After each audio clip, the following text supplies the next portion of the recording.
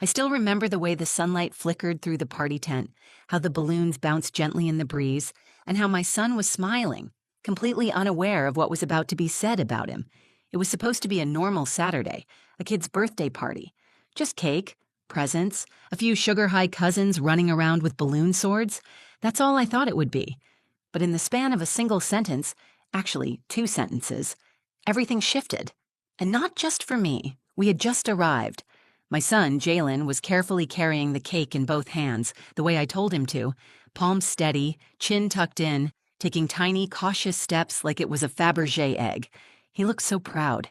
His eyes kept flicking down to the box and back up at me, like he couldn't wait to see everyone's reaction.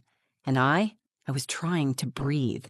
I had already convinced myself that it was going to be fine, that maybe this year would be different, that my family wouldn't whisper things about me in the kitchen or eye Jalen's shoes like they were contagious. I even wore the good jeans, the ones without the frayed hem. I hadn't worn them since the interview at the catering firm last spring. As we stepped into my sister's backyard, the party was already in full swing. Inflatable castle, glittery goodie bags, a guy dressed as a unicorn handing out cotton candy. I felt out of place before anyone even said a word. Then came the voice, "Don't let her kid near the cake, he's too dirty." I didn't hear it first. Jalen did. He froze, mid-step just before the table, and slowly looked up. That small, gentle face, the one that still has remnants of baby softness around the eyes. I watched his mouth twitch slightly, the smile falter just a bit. I turned, heart racing, and saw my sister Kendra standing by the drink station, one perfectly manicured hand wrapped around a champagne flute, the other pointing vaguely toward us like we were an item on a grocery list. My son, "Too dirty," said like it was nothing. Then my mom, Verna, chimed in. She didn't even look up from her plate, just nodded along, eyes still locked on a bite of prosciutto-wrapped melon. They're used to cheap stuff anyway. She didn't mean it as a joke. No laugh followed. It was a confirmation, a fact. Something passed around the family like a recipe card. Leona's broke. Her son's probably sticky. Don't let him near the good china. I didn't know what to do in that moment. I froze. The words hung in the air like smoke, like a slow-burning fire that no one was rushing to put out. I wanted to scream. I wanted to grab Jalen and leave. But more than anything, I wanted to protect that small flicker of pride in his chest, the one that made him help me bake the cake, the one that made him choose the swirled candles instead of the plain ones, because Amira likes fancy stuff. I saw the hurt in his face before he even understood the insult fully. That's the worst part. Watching someone you love realize they've been judged before they even had a chance to speak. But then he did something I didn't expect. He smiled again, not a fake smile, not a weak one either. Just calm. He looked up at the women who had insulted him, his aunt and his grandmother, and with a kind of stillness only children and saints possess, he said, "Actually, we brought the cake. And it cost more than your rent." Silence. Every single adult in the tent turned. You could hear the ice clinking in the lemonade pitcher. You could hear the wind brushing the nylon of the bounce house. The candlelight on the cake flickered once, and no one clapped when Amira blew them out. That was the moment everything changed. That was the moment I realized my son had more grace than the whole party combined, and I wasn't going to let it go unnoticed. The morning of the party started like any other Saturday. I was in the kitchen, smoothing ganache over the top of the chocolate raspberry cake, my back aching slightly from standing too long, but my heart full. My son Jalen sat on the counter next to me, swinging his legs and watching with the intense focus only a 9-year-old can have when sugar is involved. "You think Amira will like it?" he asked, tilting his head. "I think she's going to love it," I said, "and she'll love that you helped." He smiled, that warm, unguarded smile that still melts me, no matter how hard the week's been. Jalen had chosen the cake flavor himself. He said chocolate was too boring and vanilla was too safe. "Raspberry means effort," he told me. I don't know where he gets this stuff, but it stuck with me. I wanted this cake to say something, not just that we cared, but that we showed up, even when we weren't expected to. I work as a part-time event coordinator for a small catering company. It's not glamorous, but it gets the bills paid, and sometimes, if I plan things right, I get access to people who do really know how to bake. Chef Matteo, the head pastry chef, had helped me make the cake. He even insisted on using imported Belgian chocolate and organic berries. For the look, he said with a wink. The man turned it into a work of art. He didn't charge me a penny. Said it was a gift because I'd helped him plan his anniversary surprise for his wife last month. But none of that mattered to my family. My sister Kendra lives in a different world than I do. Her house has granite countertops, 2 dishwashers, and a guest bathroom with heated floors. She married Darren, a financial advisor with a surgically perfect smile, and together they built a life that looks perfect in pictures. I don't begrudge her success, but I've always known there was a pecking order in our family, and I was not near the top. When my parents divorced, my mom, Verna, moved in with Kendra. That probably didn't help things. She never said it out loud, but I always got the sense she thought I'd settled. That marrying Jalen's father, a mechanic who eventually cheated and disappeared, was a step down from the dreams she had for me. I invited her over last Christmas. She brought store-brand cookies and didn't even stay an hour. But despite all that, I said yes to the party. Because Amira, Kendra's daughter, was sweet. She and Jalen have always gotten along, and I thought maybe, just maybe, things would be different this time. Maybe if I showed up not as the struggling sister, but as the one who brings something special, maybe then the comments would stop. Maybe my mom would say something kind about the cake. Maybe Kendra would smile like she meant it. So I ironed Jalen's shirt twice. I made sure his sneakers were clean. I even brushed a little coconut oil into his curls to tame the flyaways. He looked handsome, proud. "Do I look okay?" he asked, checking himself in the mirror.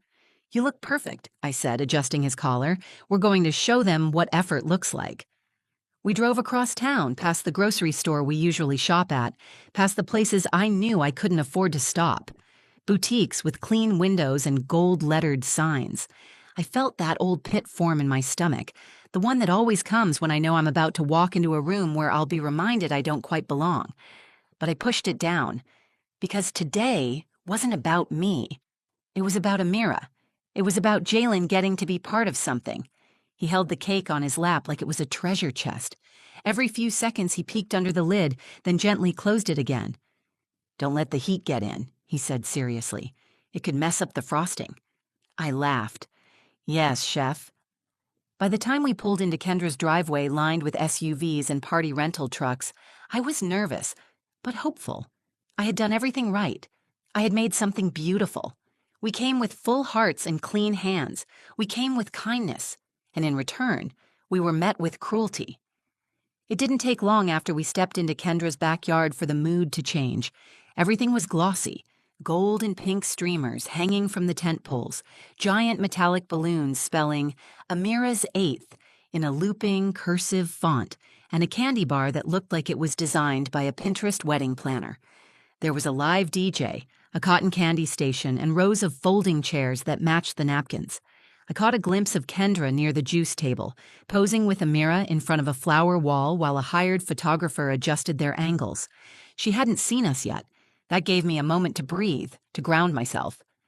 Jalen was still holding the cake, his face serious, focused, a quiet sense of purpose in every step. "Let's put it on the dessert table," I whispered, nodding toward the folding table near the tent, the one with the 2-tier fondant cake already on it. We approached slowly.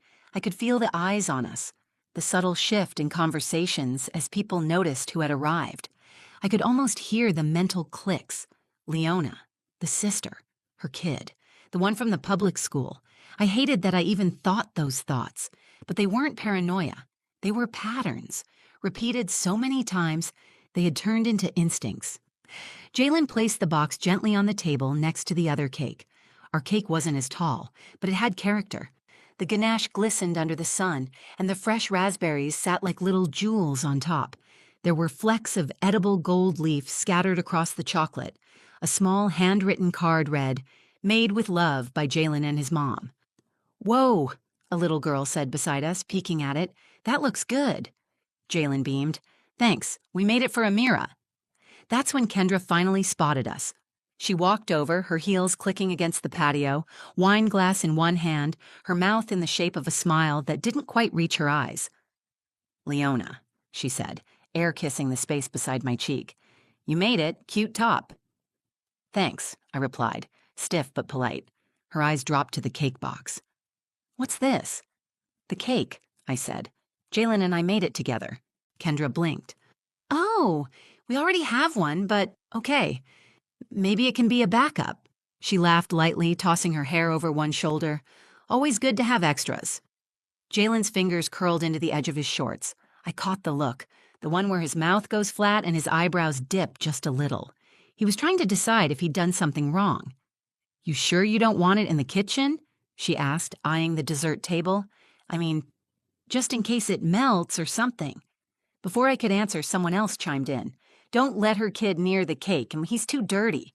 The voice came from behind us, clear, unapologetic, confident. I turned and saw Kendra's friend, Chloe, a woman I barely knew but who had always made a show of pretending she didn't see me at family events. "Excuse me?" I asked, trying to keep my voice steady. But Chloe wasn't done. "I mean, look, no offense," she said with a tight smile, "but the frosting has smudges already. It's kind of obvious." Jalen looked down at his fingers like he suddenly couldn't remember touching the cake at all. Then came the follow-up, the one that hurt more than the insult itself. My mother. Standing off to the side in a wide-brimmed sun hat and coral lipstick, she nodded in agreement. They're used to cheap stuff anyway. No hesitation, no defense, just a calm, offhand comment like she was commenting on the weather, my own mother talking about me, about her grandson. I couldn't believe it. For a moment, I stood there, stunned. I looked at her face, then at Kendra's, then back at Jalen. He heard every word. There was no pretending otherwise. His little chest rose and fell fast but even. He wasn't crying. He wasn't looking at me for help. He was just absorbing it. That's the part I'll never forget. How a 9-year-old boy stood perfectly still while the adults around him forgot their decency.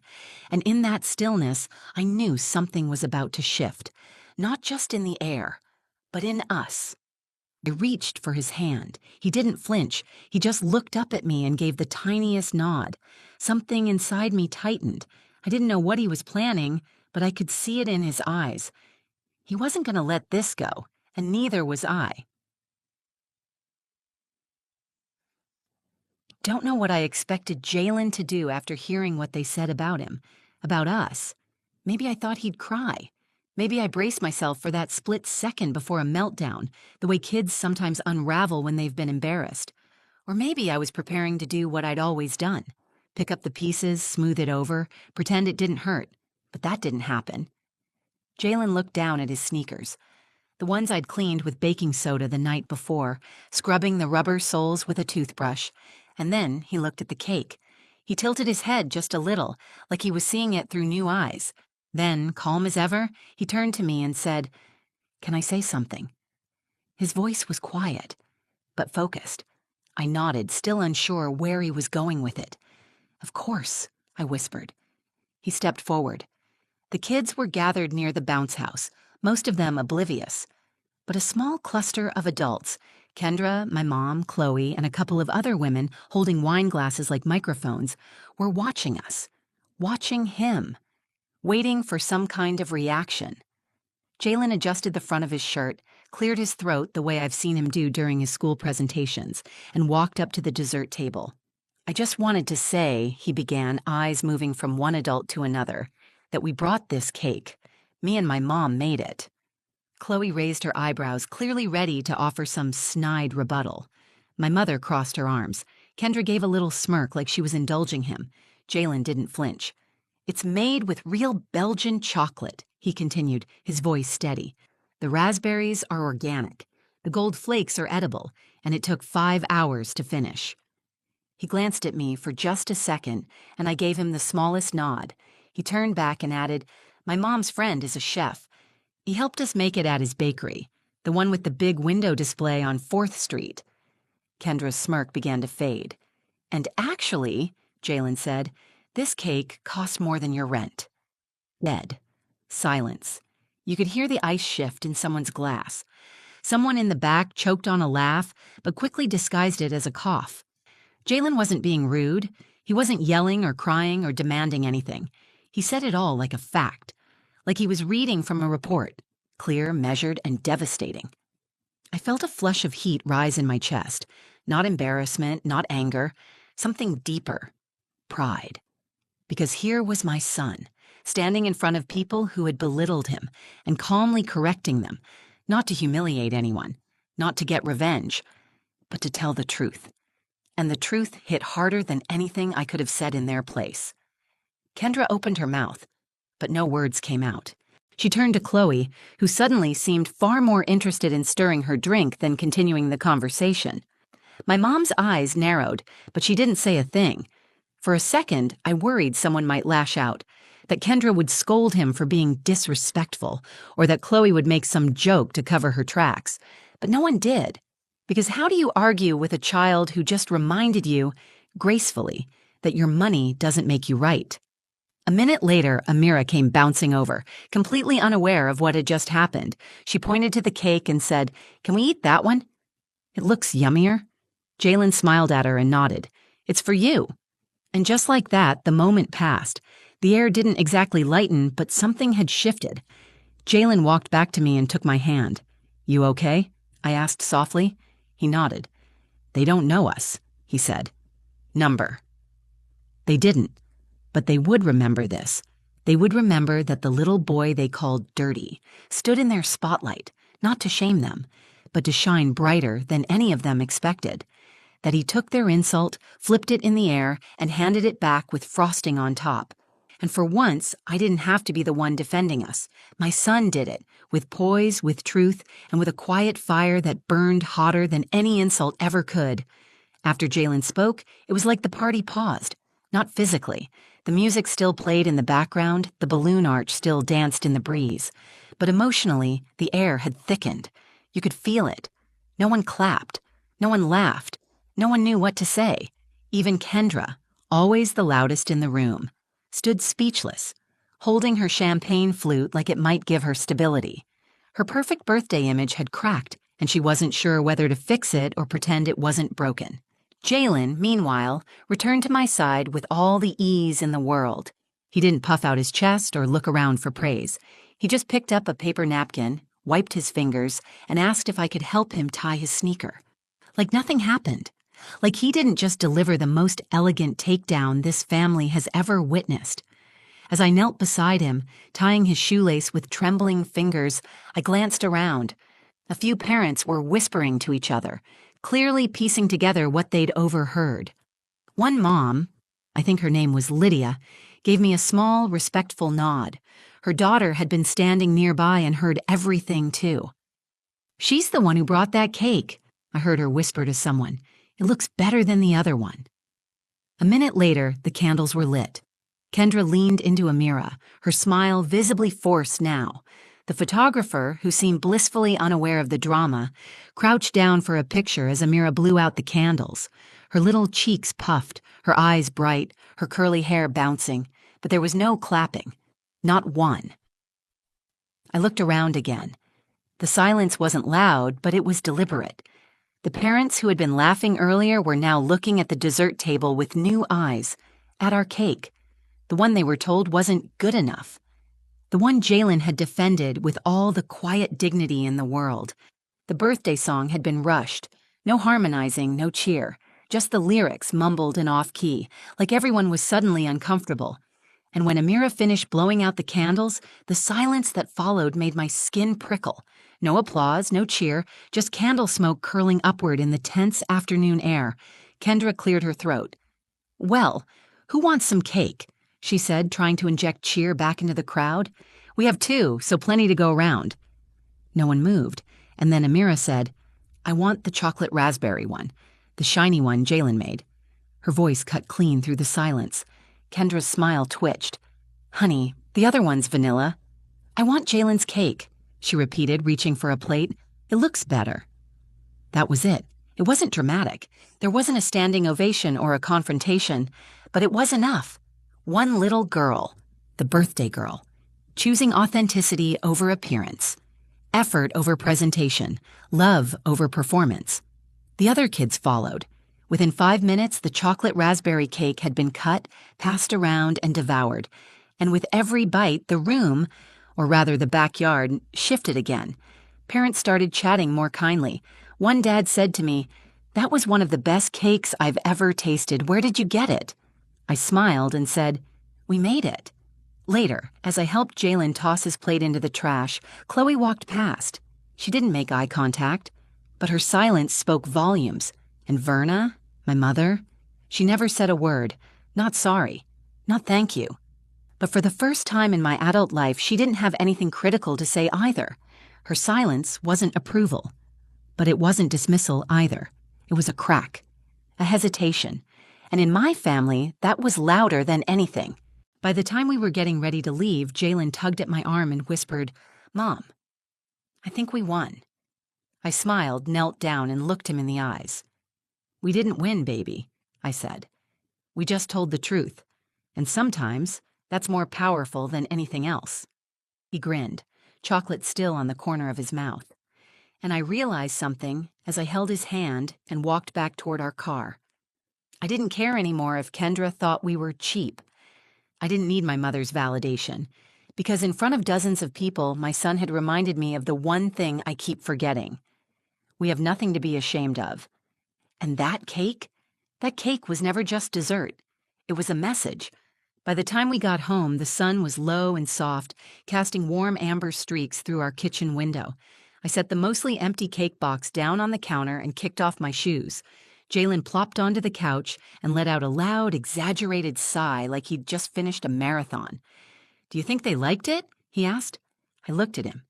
His face still sticky from frosting, his curls a little frizzy from the bounce house, his eyes curious but calm. "I think they loved it," I said. He grinned and leaned back, legs sprawled across the couch like he owned the place. And maybe he did in a way. That day, he owned every room he stepped into. Not by force, not by fear, but by being exactly who he was without apology. I walked over to the fridge, grabbed 2 forks, and brought the box to the couch. One lonely slice left, half smushed in the corner. "Want to split it?" I asked. He nodded and dug in, careful as always, licking the back of the fork after every bite. We didn't talk much for a few minutes, just chewed in silence, legs tucked under throw blankets as the TV played reruns in the background. But my mind wasn't quiet. It was racing. All day I'd been preparing myself for the usual aftermath, the emotional cleanup. Usually after a family event, I'd spend the drive home justifying things out loud, trying to make sense of the comments, telling Jalen that people didn't mean what they said, or that grown-ups say dumb things sometimes, as if that made it easier. But today, I didn't have to, because my son handled it, not with anger, not with cruelty, but with clarity. I watched him eat that last bite of cake, and I felt something in me shift. For years, I thought it was my job to shield him from the ugliness of the world, to soften the words people threw at us, to teach him how to navigate a family that treated us like the lowercase version of themselves. But Jalen didn't need softening. He needed space to stand. And when I gave it to him, when I trusted him, he did something I never could have prepared for. He stood taller than all of them, and in doing so, he gave me permission to stop shrinking. Later that night, after he went to bed, I sat down with my phone and opened our family group chat, the one filled with filtered birthday photos and heart emojis from relatives who hadn't said a word during the moment that mattered. I scrolled for a bit, watching messages roll in. "Beautiful party, Kendra." Amira looked like a princess. Such a blessing to be there. No mention of what was said to Jalen. No mention of how he responded. No mention of us. I stared at the screen for a long time, and then, with a steady hand and a steady heart, I hit leave group. No announcement, no speech, just leave. And for the first time in years, it didn't feel like losing something. It felt like letting go of a weight I didn't realize I was still carrying. The next morning, Jalen woke up and asked if we could bake another cake. "Just for fun," he said. "We could do peanut butter banana this time." I laughed. "You trying to open a bakery now?" He shrugged. "I think we're good at it." He wasn't wrong. We spent the day measuring, whisking, tasting, and laughing. We danced to the radio while the cake baked, and he made sure to drizzle the peanut butter icing just right. "For the look," he said. And as I watched him lean over the counter, tongue poking out the side of his mouth in concentration, I realized this is the life I want. Not the shiny parties, not the comparisons, not the exhausting chase for approval that was never going to come. I want the quiet victories, the shared slices, the moments when truth tastes sweeter than anyone expected, because Jalen didn't just stand up for himself that day. He reminded me of my own worth, and he did it with frosting on his fingers. Some moments in life are quiet but unforgettable. You don't need a microphone to be heard. You don't need a spotlight to shine. Sometimes all it takes is the truth, delivered with love and a little bit of chocolate frosting. If this story moved you, if you saw a piece of yourself, or someone you love, in it, I'd love to hear from you. Drop a comment below and tell me, what would you have done if you were in that backyard? Like the video if Jalen earned your respect today. Share it with someone who needs a reminder that dignity isn't about money, it's about how you carry yourself. And if you want more real stories like this one, raw, honest, and full of heart, make sure to hit that subscribe button and turn on the bell so you never miss a moment. Thanks for watching. And remember, sometimes the sweetest revenge is just being exactly who you are.